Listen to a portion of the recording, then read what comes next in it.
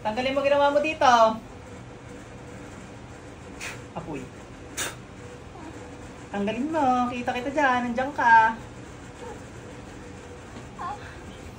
Tanggalin mo yung ginawa mo.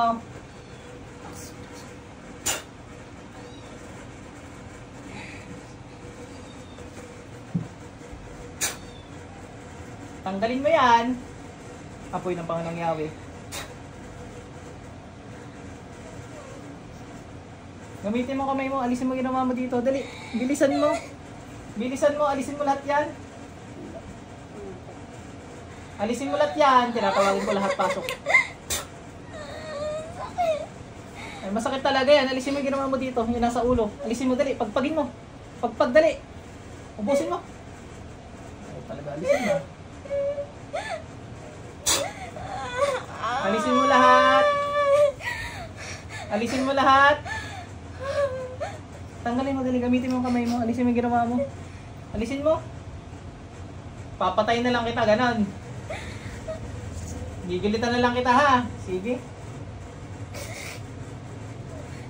Teka lang, ano munang dahilan bago kita pagilitan? Anong dahilan? Higit galit? Ha? Anong dahilan? Siya, Diyos ng anihan. Diyos ng pugot ng mga ulo ng mga swel na Diyos. Patay na gumambala sa babae ito sa ngalan ng Panginoong Yahweh.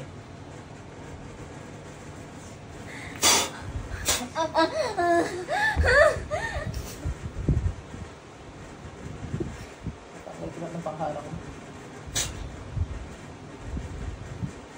Pasok sa impyerno. Ate, balik!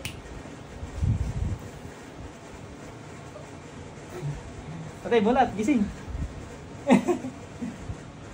Nahuli na yung gumawa sa'yo. Ayaw lang magsalita. Teka, sampo. Ayaw nga magsalita eh. Malapit lang sa inyo. Nahuli ko na, ma'am. Iginilitan ko na lang. Mabubuhay yun pero magkakasakit yun, ma'am, ha. Wala naman siyang pinatay eh. Pero pwede ko matay yung pala, ma'am. Wala lang tama yun.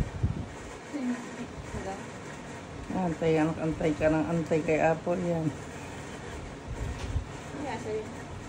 Hindi ko Alam alam. mo? May kulang. Oo, naririnig ko pero... Ha? Oo. Naano ko pa din.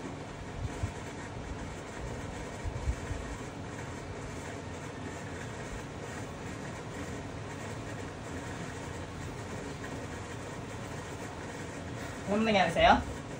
Alam ko. Hindi ka lang makamulat agad. Hindi mo kontrol katawan mo kanina, no?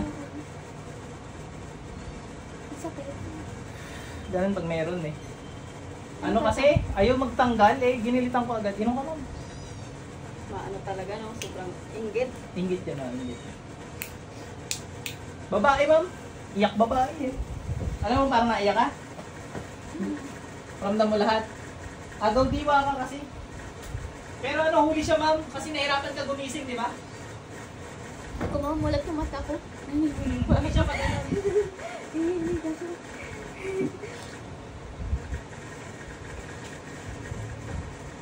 Kasi kung di siya nahuli, sa sakit na yun, hindi maaaring hindi ka mapapamulat. Gusto mo magmulat kanina, ano? Nanginig ako. Ikaw naman, ma'am. Takot yun. Natakot yung Kasi- gumagawa.